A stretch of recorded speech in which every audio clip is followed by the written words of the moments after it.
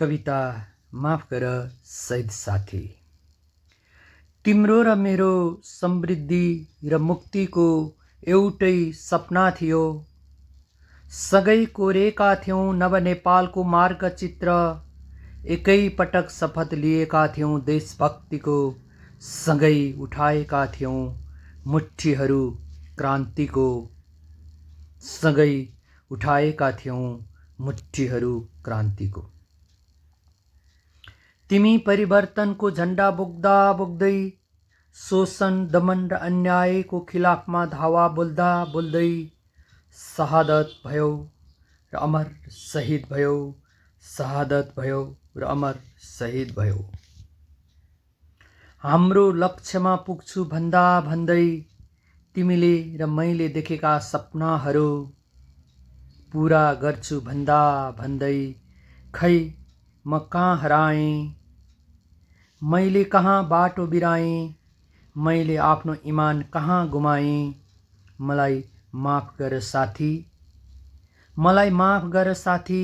म लोभी पापी गुण्डा कार्यकर्ता या नेता खै के भएँ। खै के भएँ।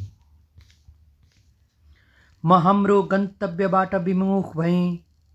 म हाम्रो गन्तव्यबाट विमुख भएँ। तिम्रो वियोगले पीडाले विक्षिप्त आमाको टिठलाग्दो अनुहार बिर्सेँ। तिम्रो वियोगले पीडाले विक्षिप्त आमाको टिठलाग्दो अनुहार बिर्सेँ। म सत्ता र सम्पत्तिको दलदलमा भासेँ। म सत्ता र सम्पत्तिको दलदलमा भासेँ। म घोर निन्द्राबाट बिउजिँदा भ्रष्टाचारको नालीमा डुबेछु। कमिसनको चक्करमा भुलेछु। आज म जति नै दुधले नुहाउन खोजे पनि दुनियाँको नजरमा बदनाम भएको छु। जति नै अत्तर छर्किए पनि नजिक बस्नेहरू भन्छन् म दुङ दुङ्ती गनाएको छु। नजिक बस्नेहरू भन्छन् म दुङ दुङ्ती गनाएको छु।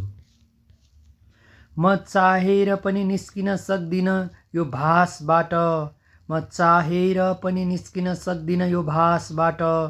म पतन भएको छु गौरवशाली यो इतिहासबाट। म पतन भएको छु गौरवशाली इतिहासबाट। त्यसैले मैले तिम्री आमाको आँसु पुस्न सकिन। त्यसैले मैले तिम्री आमाको आँसु पुस्न सकिन। तिम्रो सन्तानको सहारा बन्न सकिन। तिम्रो सन्तानको सहारा बन्न सकिन। मैले नवनेपलको मार्गचित्र खन्न सकिन। मैले नवनेपलको मार्गचित्र खन्न सकिन। मलाई माफ गर साथी।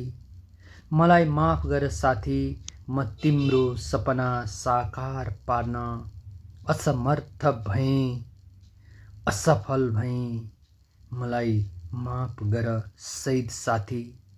मलाई माफ गर त्यो इतिहासको पानाबाट। मलाई माफ गर। धन्यवाद।